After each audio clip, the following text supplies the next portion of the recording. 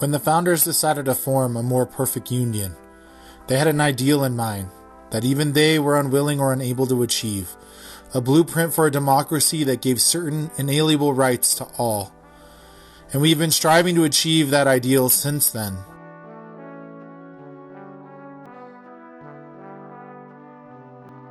I like to think of democracy as a house that we're all working to build together. A house that needs to provide safety and shelter to everyone. The blueprint indicates it is designed to do that, but we have fallen short time and time again. People of color, the differently abled, the young and the old, the newly immigrated, those born here as dreamers, individuals of one gender, or those who identify with different genders than they were born with, or even no gender, those who love someone of their same gender, those who practice their own faith or no faith. The ideal of democracy is to provide equal protection for all. And lately we look at our home and we begin to see that even our land, our air, our water, all of these deserve protection too. The ideal contained in the blueprint says that life, liberty, and the pursuit of happiness should be afforded all, and that the leaders of this country should be accountable to the people, all of whom should be assured the right to vote, and that the government should be free of corruption and serve the people. A government of, by, and for the people.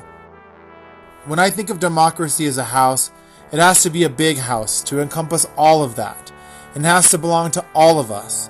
And that ideal is perhaps even more threatened now than it has ever been. When those in power seek to serve themselves through greed and corruption, to limit access to voting, to criminal justice, to marriage, to citizenship, to all of the freedoms we should all enjoy, then they are battering away at the walls we've already put in place.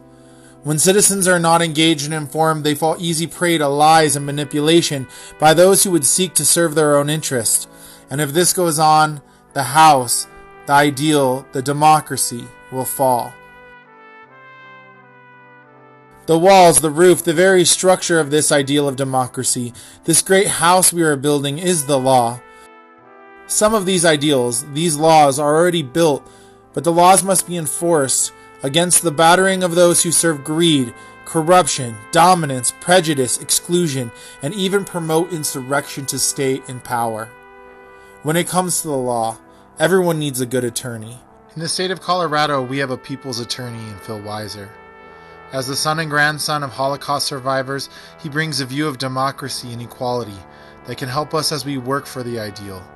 As a defender of democracy, he serves to protect our greatest treasures, our children, our homes, our rights, our freedoms, for all of us, while we citizens continue to build the dream and make it real at last.